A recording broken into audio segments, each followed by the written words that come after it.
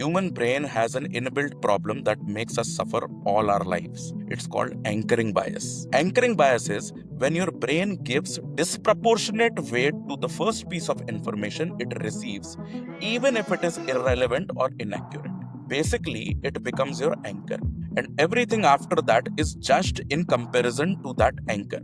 Let's decode this psychologically. Our brain is designed for speed, not accuracy. In uncertainty, the brain wants a starting point. So, whatever it hears or sees first becomes the starting point. Whether it's the first price you hear, whether it's the first opinion about somebody, whether it's the first impression you form, your brain uses it as a mental reference. Even if it is completely arbitrary, the anchor becomes your lens and it distorts everything comes next. Let me share some examples. मान लो showroom में कोई product 10,000 का है, चाहे उस product की real value 3,000 ही क्यों ना हो, but any discount below 10,000 will feel reasonable to you because the 10,000 price anchored your expectations. एक और example लेते हैं. If someone tells you he is difficult to work with, you meet that person already prepared to see conflict, even if they are perfectly reasonable.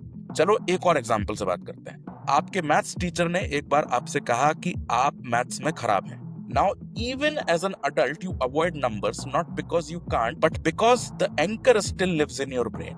Now, this is dangerous because anchoring happens unconsciously. You don't even know it is influencing you.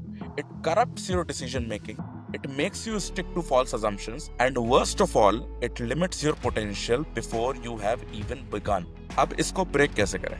Always ask yourself, is this anchor relevant or just convenient? Consciously re-anchor. Set your internal reference point instead of accepting somebody else's. दूसरों की बातें सुनना बंद करो. Then try to delay judgment.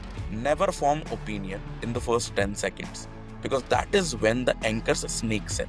The first thing you hear is rarely the truth, but it often becomes the one you live by.